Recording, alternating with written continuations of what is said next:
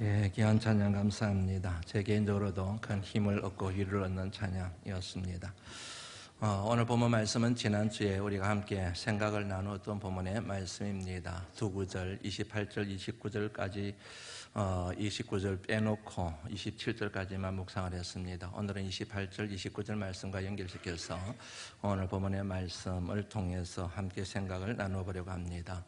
지난 주일날 함께 말씀을 나눴던 내용을 좀 복습하고 넘어가는 게 필요할 것 같습니다. 혹시 기억하실지 모르겠습니다. 믿음을 뭐에 비유한다 그랬지요? 예, 잘 아시네요. 예, 믿음을 금에 비유합니다. 믿음을 금에 비유하는 이유들이 있습니다. 그 중에 가장 큰 이유 중에 하나가 금이 가지고 있는 스펙트럼 때문에 그렇습니다. 우리는 한마디로 금이라고 얘기하지만 굉장히 다양한 종류의 금들이 있습니다. 1K부터 24K까지가 있습니다. 1K를 원석이라고 얘기하지요. 24K를 순금, 정금이라고 그렇게 얘기를 합니다. 재련의 과정을 거치게 되지요. 재련의 과정 거치면서 불순물이 제거되어지고 금의 농도가 점점 높아질 그때에 1K에서 2K로, 3K로, 11K로, 15K로, 그리고 18K로 나중에는 불순물의 농도가 거의 없고 금만으로 딸딸 뭉쳐있을 때 정금, 순금 99.999% 그렇게 얘기를 하지 않습니까? 쉽게 말씀드리면 금이라고 해서 다 같은 금은 아니라는 얘기입니다. 굉장히 중요한 교훈이지요. 우리는 금 그러지만 그 금 가운데는 순금도 있고 18K 금도 있고 15K 금도 있고 11K 금도 있고 13K 금도 있을 수가 있지 않습니까? 믿음도 마찬가지라는 얘기이지요. 믿음이라고 해서 다 같은 믿음은 아니다. 방금 예수를 믿기 시작하면서 원석 같은 그런 믿음의 사람이 있을 수가 있죠. 조금 세월이 지나면서 불순물의 찌꺼기가, 불신앙의 찌꺼기가 제거되어진 상태, 5K 같은 믿음, 8K 같은 믿음, 11K 뭐 이렇게 정의할 수 있지 않겠습니까?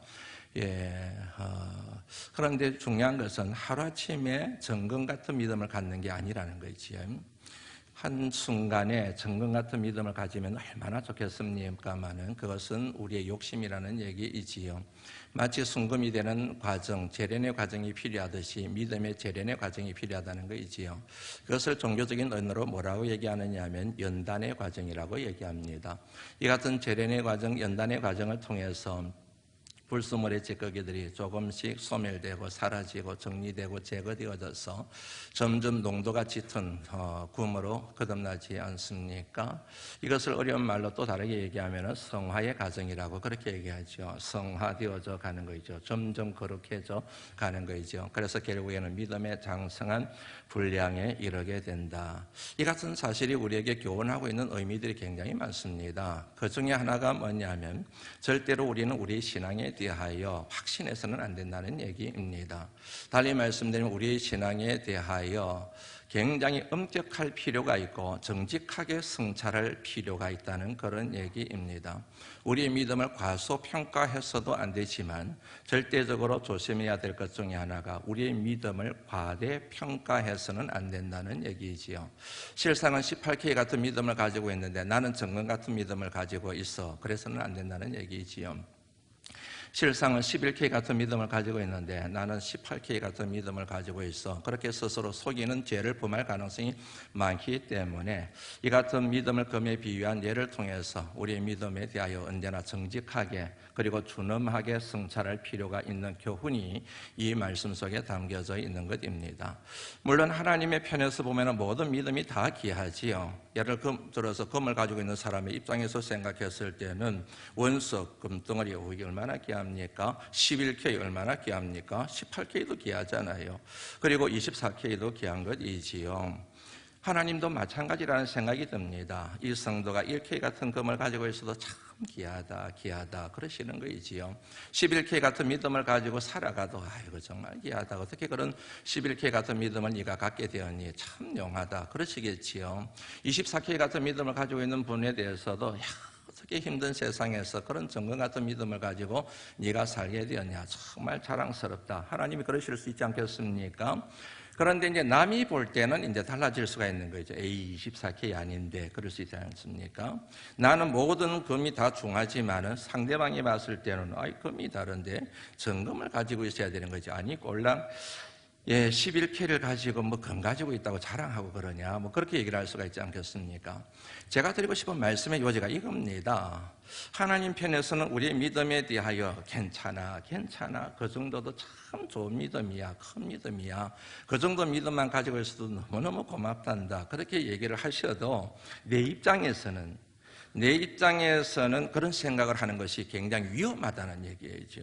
굉장히 위험하다는 얘기입니다. 나는 내 믿음에 대해서 엄격할 필요가 있다는 얘기이지요. 쉬운 예를 들면 남에 대해서는 너그러워야 되지만 나에 대해서는 엄격해야 되잖아요. 나에 대해서는 너그럽고 남에 대해서 엄격하면 안 되잖아요. 남에 대해서는 정말 너그럽고 괜찮습니다 그러지만 나는 나 자신에 대해서 이런 말 하면 안 되지, 이렇게 살면 안 되지, 이렇게 신앙생활 하면 안 되지, 내 스스로에 대해서는 엄격해야 발전이 있고 성장이 있고 그 다음에 소중한 것을 지킬 수가 있는 것이지 않겠습니까? 믿음도 마찬가지라는 것이지요. 아직 멀어서 내 믿음은 더 성장해야 돼, 내 믿음은 아직 멀어서 아직까지 이래서는 안 돼. 끊임없이 자신의 믿음에 대하여 그같이 준엄하게 스스로 심판 내리는 것을 일러서 회개라고 얘기하는데, 이 같은 회개가 계속 반복될수록 우리 믿음에 녹아있는, 스며들어 있는 불신앙의 찌꺼기들이 제거되어지면서 믿음이 자라게 되고 성장하게 되고 진보하게 되고 그리하여 장성한 믿음의 사람이 될 수가 있다는 그런 얘기입니다. 그래서 여러분, 항상 우리의 믿음에 대해서는 엄격해야 됩니다. 틈을 주지 말아야 됩니다. 너그러우시면 안 됩니다. 다시 말씀드리지만 그래야 믿음을 지킬 수가 있고, 그래야 호흡이 거칠어요 제가. 산소가 부족해서. 그래야 믿음을 지킬 수가 있고, 그래야 사탄의 유혹을 이길 수가 있습니다. 악한 마귀의 계계를 대적하기 위하여 하나님의 전신갑주를 입어라, 하나님의 전신갑주를 취하라는 말씀도 같은 맥락에서 이해할 수 있는 내용입니다. 그런데 여기서 참 중요한 게 하나 있습니다. 그게 뭐냐면은 관리입니다. 철저한 자기 관리가 필요하다는 그런 얘기이지요. 쉽게 세월이 많이 지난 것 같습니다. 10년도 훌쩍 지나는 세월이 된 것 같은데, 전에 섬기던 교회에 모 대학병원 부원장 집사님이 계셨어요. 이제는 장로님이 되셔서 그 교회를 열심히 섬기고 계시는데, 그분이 제가 섬기고 있는 교구의 집사님이셨거든요. 그래서 신방을 갔는데 그때 그분이 저한테 그런 얘기를 하시더라고요. 목사님, 40대가 넘었으면 건강을 관리해야 됩니다. 그런 얘기를 해요. 40대가 넘었으면 건강을 관리해야 건강을 지킬 수가 있습니다. 40대 넘었으면서 건강을 관리하지 않으면 순식간에 건강을 잃어버리게 되고 건강이 허물어지게 됩니다. 30대까지는 기본적인 체력이 있대요. 그 체력으로 건강을 지킬 수가 있는데 40대가 넘어지면 약해지기 시작한대요. 그러니까 철저하게 40대 이후부터는 건강을 관리를 하셔야 됩니다. 그때 제가 40이 넘었었거든요. 42이었거든요. 벌써 14년이라는 세월이 지났습니다. 이 말이 여러분 진리라는 사실을 실감할 때가 참 많았지요. 그런데 머릿속으로만, 그리고 부분적으로만 이해를 했는데, 이번에 3일 동안 이제 입원해 있으면서 그 말이 더 진리라는 사실을 절감하게 되었습니다. 관리해야 되겠구나. 이제부터는 육신의 건강도 철저하게 관리하지 않으면 안 되겠구나, 그런 교훈을 얻게 되었다는 얘기입니다. 시간이 지나고 세월이 지나고 나이가 들고 연세가 드시는 분들 가운데서 건강하게 살아가는 분이 계세요. 정말로 여러분 60대, 70대, 80대인데도 불구하고 40대처럼 50대처럼 그렇게 활기가 넘치는 분들이 있으시거든요. 우리에게 예를 들면 정강수 원로 장로님 얼마나 건강하신지 몰라요. 저보다도 더 건강하시더라고요. 그래서 저한테 신방 오셨을 때 장로님이 저보다 더 건강하세요. 제가 장로님보다도 훨씬 나이가 어리잖아요. 그런데도 불구하고 훨씬 건강하세요. 우리 장로님을 비롯해서 건강하게 살아가시는 분들의 공통점이 뭔지 아시죠? 건강 관리를 참 잘하세요. 우리 장로님도 얼마나 건강 관리를 잘하시는지 모릅니다. 새벽에 탁 일어나셔서 새벽기도 딱 놓으시고 또 하루 종일 스케줄에 따라서 이리 가시고 저리 가시고 섬기시고 봉사하시고 또 운동도 하시고 제때 딱 식사를 드시고 장로님이 그러시더라고요. 아, 장로님한테 배울 게 참 많구나 하는 그런 생각을 하게 됩니다. 여하튼 건강하게 사시는 분들의 공통점이 자기 건강 관리를 철저하게 하세요. 아무렇게나 살지 않습니다. 함부로 살지 않습니다. 시간 관리를 철저하게 하지요. 시간을 쪼개서 이 시간에 뭘 하고 저 시간에는 뭘 하고 딱 정해져 있지요.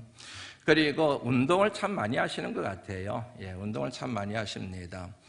예, 유산소 운동도 하시고 근력 운동도 하시고 균형 잡힌 운동 생활을 하시지요. 그 다음에 음식을 아무거나 안 드시죠. 예, 아무거나 안 드세요. 술 안 드고, 안 먹고, 그 다음에 담배도 안 피우고 그러죠. 몸에 좋은 음식. 내가 좋아하지 않지만 몸에 좋은 음식을 먹으려고 애를 많이 쓰죠. 관리지요. 철저하게 자기를 관리하는 것이지요. 이 같은 철저한 관리가 그 사람의 건강을 지키고 건강한 삶을 영위하게 만드는 조건이라고 하는 사실은 누구라도 이해할 수 있는, 초등학생이라도 알 수 있는 그런 내용이지 않습니까? 그럼에도 불구하고 많은 사람들이 건강을 잃어버리는 중요한 이유는 그 단순한 진리를 잊어버리고 그것을 망각해버리고 그것을 쉽게 생각하고 살다가 그렇게 건강을 잃어버리게 되는 것이지요. 육체의 건강만 그런 것이 아닙니다.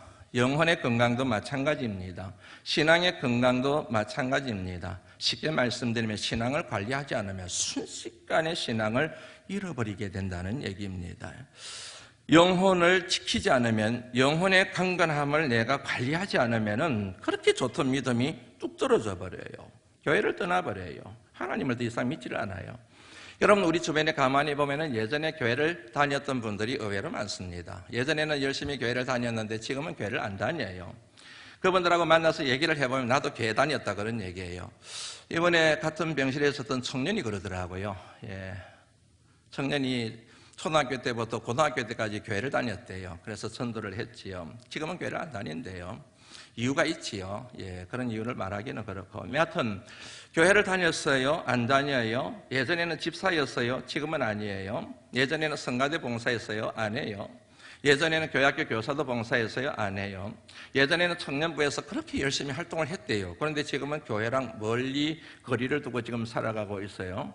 저마다 이유들이 있지요. 저마다 이유들이 다 있습니다. 제일 먼저 뭐냐면 얘기하는 게 사람 때문이라 그래요. 사람 때문에, 누구 때문에 교회의 발을 끊게 되었다. 그렇게 얘기를 하지요.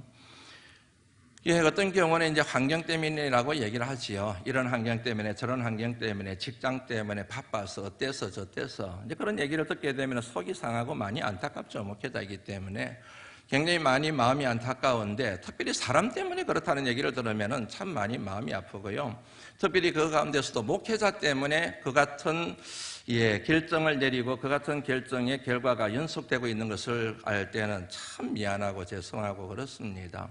혹시 여러분들 가운데도 목회자들 때문에 여러분들의 믿음의 발걸음이 주춤했던 적이 있었다고 한다면 널리 용서해 주시고 양해해 주시기를 부탁을 드립니다. 다 이해가 돼요. 얼마든지 이해할 수가 있고 인정하고 받아들일 수가 있습니다. 그럴 때마다 이제 목회자잖아요. 저는 그분의 입장이 아니고 목회자 입장에서 그래서 뭐라는 생각이 들어요. 그래서 뭐라는 생각이 든다는 얘기이지요. 과연 그 이유가 그분에게 합당한 이유라 할지라도 그분에게 득이 되는 게 뭐냐는 거지요.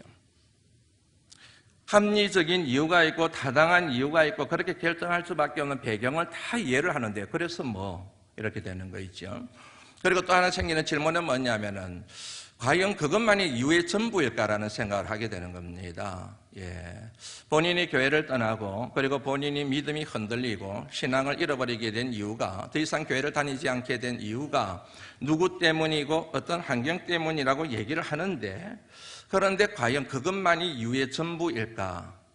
좀 더 정직할 필요는 없는가라는 생각을 하게 된다는 얘기죠. 내게 책임이 있을 수 있다는 거지요. 당사자인 내게도 책임이 있고 내게도 문제가 있을 수가 있는데 이거는 살피지 않고 자꾸만 외부의 문제만 따지고 가다 보면은 계속 신앙의 여정이 반복되는 거예요. 조금만 누구 때문에 어떤 환경을 만나게 되면 또 피하고 이제 이런 일들이 이제 선순환이 되어야 되는데 악순환이 계속 반복이 되는 거예요.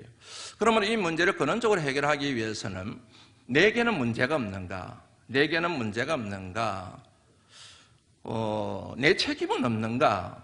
그런 것들에 대한 질문을 던지면서 문제를 근원적으로 해결해야 되거든요. 지금 제가 피를 많이 쏟고 있어요. 오늘 새벽에도 그렇고 어제 새벽에도 그렇고 계속 피가 계속 솟아나고 있어요. 그런데 그 피 흐르는 거를 여러분 근원적으로 해결해야 되거든요. 약을 먹는다고 해서 해로바를 먹는다고 해서 이게 될 문제가 아니거든요. 뭔가 근원적으로 왜 이게 피가 흘러내릴까? 근원적인 문제를 딱 해결을 해야 문제가 해결이 되게 되고, 그 다음에 더 이상 피도 안 흘리게 되고, 해로바를 복용할 필요도 없고, 더 이상 식은땀을 흘릴 필요도 없고, 숨이 찰 이유도 하나도 없는 거이지요. 믿음의 여정도 마찬가지예요. 뭔가 문제가 생겼을 때 왜 자꾸만 이런 일이 반복되지? 왜 자꾸만 내 신앙의 여정에 이런 일들이 일어나지?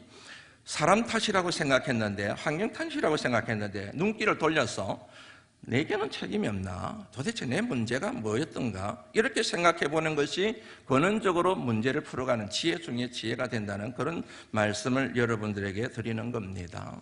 오늘 본문 말씀에 귀신 들린 아이의 아버지가 나와요.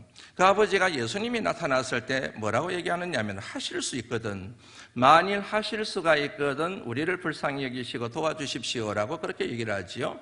그러자 예수님께서 이렇게 얘기하세요. 할 수 있거든이 무슨 말이냐? 믿는 자에게는 능하지 못할 일이 없느니라, 그렇게 말씀을 하세요.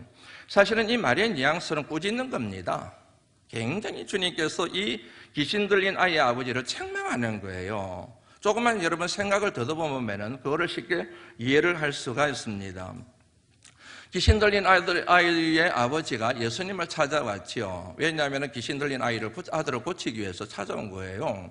찾아왔다는 것 자체가 뭘 뜻합니까? 그에게 믿음이 있다는 것을 의미하는 거지요. 믿음이 없으면 예수님을 찾아오겠습니까? 안 찾아오지요. 예수님을 찾아왔다는 것은 예수님이 이 아이를 고쳐줄 거라는 믿음이 기본적으로 전제가 되어져 있는 거이지 않습니까? 그런데 어느 날이 장날이라고 예수님이 계시지를 않아요. 아시는 것처럼 예수님이 그 당시 베드로와 요한과 야고보를 데리고 변화산에 올라가 계셨거든요. 나머지 9명의 제자들밖에 없는 거예요. 그런데 본문의 말씀을 가만히 보면은 이 귀신 들린 아이의 아버지가 9명의 제자들에게 자식을 맡겨요. 예수님 안 계시네요. 예수님 올 때까지 기다리죠 뭐. 그런 게 아니라 그럼 당신들이 한번 고쳐봐 주십시오 그래요. 이거는 여러분 굉장한 믿음인 겁니다.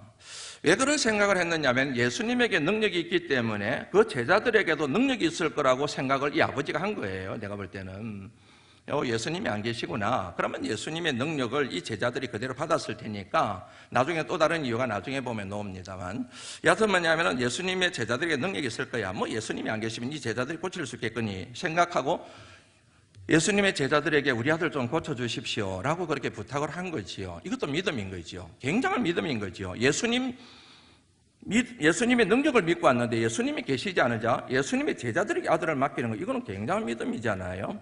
그런데 여러분들이 잘 아시는 것처럼 예수님의 제자들, 9명의 제자들이 고치지는 못해요. 귀신 들린 아들을 해결을 하지를 못해요. 이것 때문에 예수님의 귀신 들린 아이의 아버지가 굉장히 실망을 해요. 굉장히 실망한 것을 엿볼 수 있는 말씀이 18절 말씀이죠. 한번 같이 읽어볼까요? 읽어봅니다. 시작.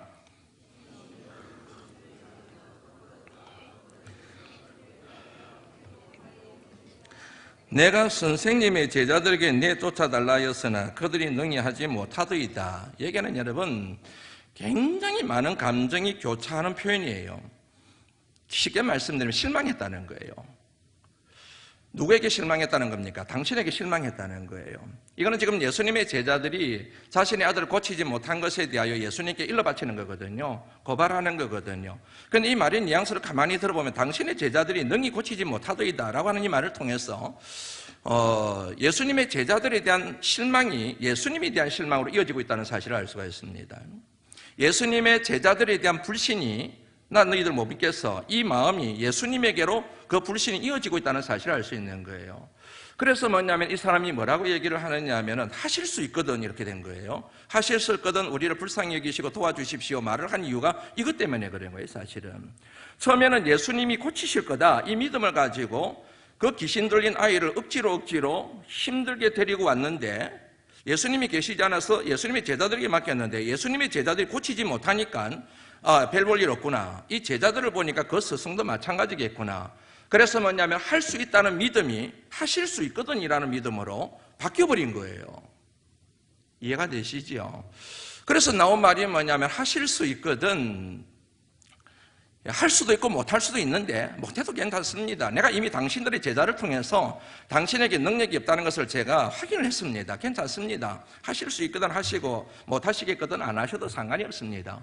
그러니까 예수님께서 그에게 말씀하시기를 할 수 있거든이 무슨 말이냐, 믿음이 없는 자에게 능치 못할 일이 없느니라고 그렇게 말씀을 하시게 된 거라는 얘기지요. 쉽게 말씀드리면 귀신 들린 아이의 아버지는 이 예수님의 제자들 때문에 예수님에 대하여 불신이 생겨버린 겁니다. 사람들 때문에 예수님을 더 이상 믿지 못하겠다는 어중간한 믿음이 떨어져 버리고 말았다는 그런 얘기이지요. 여러분, 이 같은 경우가 엄청나게 많습니다. 굉장히 많이 일어납니다. 예수님이 계신데, 하나님이 계신데 사람 때문에, 환경 때문에, 누구 때문에, 무엇 때문에 하나님에 대한 믿음이 흔들려 버리는 거예요. 저 사람을 보니까 하나님은 안 계셔. 저 목회자를 보면 하나님 살아계시다고 말할 수 없어. 저분을 보면 이 교회는 옳은 교회가 아니야. 사람 때문에, 그 중간에 걸려있는 사람과 환경 때문에 믿음이 흔들려버리고 믿음을 잃어버리게 되고 교회를 떠나버리게 되고 이렇게 선택하고 저렇게 엉뚱한 선택을 해버리는 이 같은 어리석음이 우리들에게도 동일하게 나타난다는 사실을 이 말씀을 통하여 깨달을 수가 있는 겁니다. 사실은 그 사람 때문에 그런 거 아니에요. 자기 때문에 그런 거거든요. 쉽게 말씀드리면 자기 믿음을 관리하는 데 실패했다는 얘기예요. 믿음의 저항력이 생겼고 믿음의 면역력이 있으면 아무리 바이러스가 공격을 하더라도 이겨낼 수 있는 힘이 있는데 이게 믿음의 저항력이 없다 보니까 믿음의 면역력이 뚝 떨어져 있더니 보니까 쉽게 바이러스가 침투하는 거예요. 사탄이 조금만 침을 넣어버리면 감정이 상해버리는 거예요. 믿음이 흔들려버리는 거예요. 앞서 말씀드린 것처럼 건강관리하는 사람이 철저하게 건강을 관리하면 겨울을 만나든 환절기를 만나든 어떤 감기 바이러스가 침투를 하든 안에 저항력이 있기 때문에 면역력이 있기 때문에 툭툭 밀어내는 거예요. 이겨내는 거예요. 그런데 면역력이 약해지면 조그만 바이러스만 들어와도 감기 걸리게 되고 몸살이 오게 되고 밤잠을 설치게 되고 그렇게 되는 것과 마찬가지란 얘기예요. 사실은 다른 사람에게 문제가 있어요. 목회자에게 문제가 있을 수가 있어요. 그런데 그렇게 해서는 문제가 해결이 안 되는 거예요. 그러면 다른 교회 가면은 또 다른 어떻게 되면은 저렇게 되면은 해결이 되느냐? 나는 저항력이 없는 상태에서 저항력이 약한 나를 이렇게 보담아 안고 갈 수 있는 목회자를 그런 교회를 만나는 게 이 세상에서 가능하냐는 거예요. 불가능한 일인데. 예. 어떤 분이 페이스북에 그런 걸 올려놨더라고요. 교회를 떠나기로 마음을 먹었는데 결국은 안 떠나기로 마음을 먹었대요. 그런데 이유를 쭉 써놨는데 그 이유 첫 번째 그 내용을 읽고 제가 마음이 굉장히 속이 상했습니다. 그것 때문에 더 제가 혈변을 본 것 같아요. 뭐라고 써놨냐면은 다 그놈이다, 그놈이다.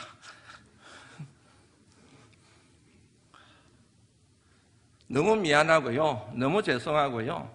그놈이 누군지 아시지요? 목회자를 잃는 거예요. 그놈이 다 그놈이다. 이 교회를 간다 저 교회를 간다 똑같다는 얘기인 거죠. 얼마나 속이 상하고 미안하고 여하튼 그랬는지 모릅니다. 그런데 그분은 여러분 여하튼 그렇게 정의를 했더라고요. 여하튼 뭐냐면 믿음의 저항력, 믿음의 면역력을 키우는 게 중요하다는 사실을 24절 말씀을 통하여 우리가 확인할 수가 있습니다. 한번 같이 읽어볼까요? 시작.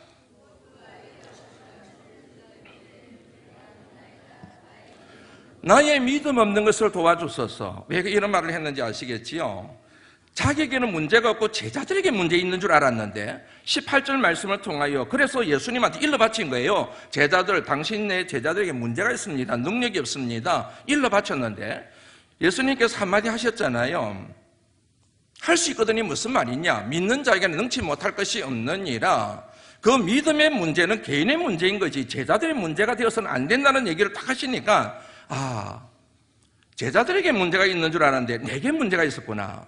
제자들의 믿음의 문제로 인하여 이 같은 문제가 파생된 줄 알았는데 그게 아니라 내 믿음의 문제로 인하여 이 같은 결과가 선한 결과가 나오질 않게 되었구나. 그걸 자각하면서 고백한 게 뭐냐면은 나의 믿음 없는 것을 도와주소서라고 그렇게 얘기를 하게 되었다는 얘기지요. 여러분, 이 같은 자세가 굉장히 중요합니다. 이 같은 자세, 이 같은 믿음의 고백을 들으신 주님께서 더 이상 뭐냐면 대꾸하지 않으시고 그의 아들을 고쳐주셨거든요. 내가 믿음이 없는 것이 문제인데 자꾸만 우리는 남이 믿음이 없어서 내가 이런 시험을 당하고 내가 이런 고통을 당하고 내가 지금 방황을 하고 있다고 그렇게 생각을 하는 거지요. 앞서 말씀드린 것처럼 틀린 건 아니에요. 그런데 그렇게 생각해서 내게 덕이 되는 것은 하나도 없다는 얘기지요. 18절 말씀 여러분 다시 한번 읽어보겠습니다. 읽어봅니다. 시작.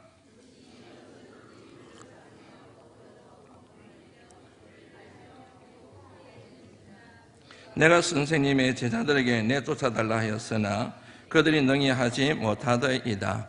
이 말씀에 의하면 누차 말씀을 드린 것처럼 귀신 들린 아이의 아버지가 아들을 데리고 예수님께 왔는데 예수님이 계시지 않아서 예수님의 제자들에게 부탁을 드린 거예요. 그런데 재미있는 것은 예수님의 제자들이 그러면 우리가 한번 고쳐보지요. 우리가 한번 이 귀신을 쫓아내 보겠습니다. 그렇게 수락을 했다는 거예요.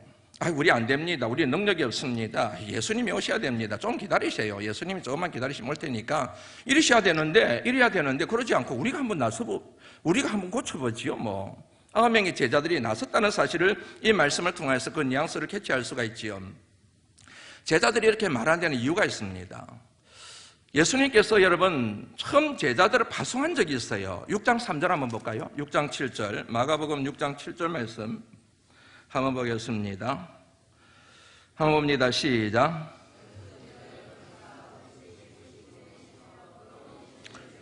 예수님께서 제자들을 둘씩 파송하신 적이 있어요. 그때 권능을 주셨는데 그 권능 중에 하나가 뭐였습니까? 귀신을 제어할 수 있는 권능을 주셨어요. 그런데 그것을 제자들이 사용을 했습니다. 12절 13절 말씀 한번 읽어보실까요? 읽어봅니다. 시작. 많은 귀신을 쫓아내며 많은 병자에게 이 권세만 폼으로 가지고 다닌 게 아니고 그 권세를 가지고 귀신을 제어하는 그런 뭐냐면 치유와 역사를 일으켰어요. 그 경험이 있는 거예요. 맞아, 우리에게 그런 권세가 있지. 예수님 대신에 우리가 한번 고쳐보자. 그렇게 생각하게 된 중요한 이유가 바로 여기에 있는 것입니다. 그런데 그 같은 과거의 경험을 가지고 귀신아 물러가라 그랬겠지요. 그런데 그게 공허한 메아리가 되는 거예요. 귀신이 떠나질 않는 거예요. 귀신이 제어가 되질 않는 거예요. 귀신의 참패를 당한 거예요. 귀신에게 아무리 축사를 해도 아무리 외쳐도 그거는 공허한 메아리, 소리 지나지 않고 능력이 하나도 나타나질 않는 거예요. 제자들이 여러분 엄청나게 실망을 하게 되고 절망을 하게 됩니다. 그래서 예수님으로 인하여 모든 문제가 다 해결되어졌을 때 예수님께서 예수님과 더불어 제자들이 조용한 곳에 집에 들어갔을 때 제자들이 물어요. 28절 말씀 한번 읽어볼까요? 한번 읽어봅니다. 시작.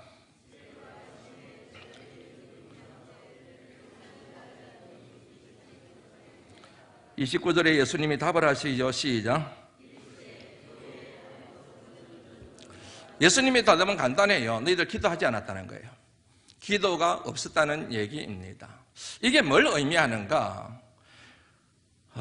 여러분, 기도를 우리는 흔히 미신의 영향을 받아서 초자연적인 능력을 나타내는 도구와 수단으로만 우리가 기도를 항상 이해를 해요. 그런데 우리 기독교에서 말하는 기도의 본질은 뭐냐면요, 하나님과의 올바른 관계입니다.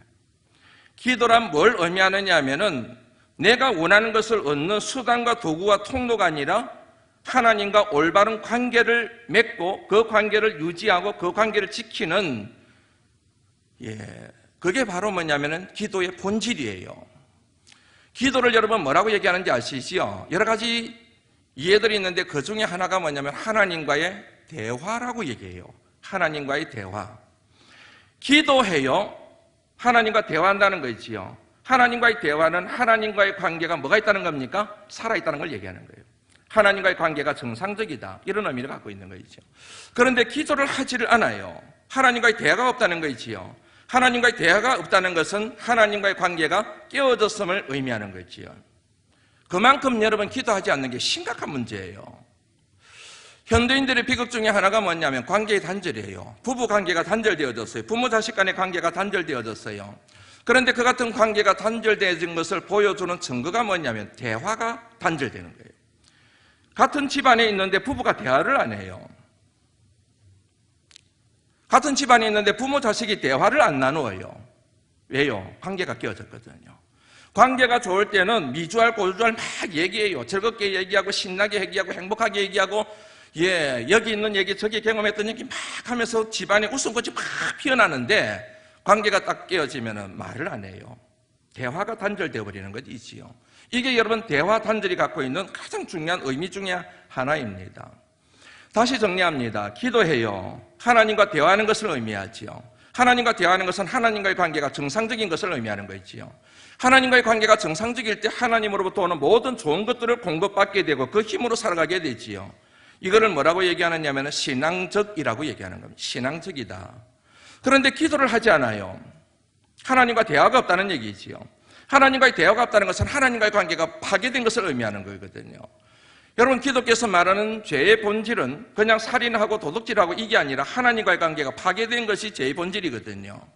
그러므로 기도하지 않음으로 인해서 하나님과의 관계가 파괴되어지고 그로 인하여 죄된 삶을 살아가게 되고 거룩하신 하나님으로부터는 모든 좋은 것들을 공급받을 수 있는 통로가 다 막혀버렸음을 의미하는 거거든요. 이거를 일러서 비신앙적이라고 얘기하는 겁니다. 불신앙이라고 얘기를 하는 것입니다. 이거는 제 얘기가 아니에요. 오늘 본문 말씀은 여러분 오늘 마가복음에만 기록된 것이 아니고 마태복음과 누가복음에도 다 기록이 되어 있는 공간복음에서 동일하게 기록된 말씀이에요. 그런데 마태복음은 여러분 오늘 마가복음의 내용과 해석이 달라요. 한번 눈여겨보고 필요가 있습니다. 마태복음 한번 볼까요? 17장 마태복음 17장 19절 말씀이었습니다. 시작.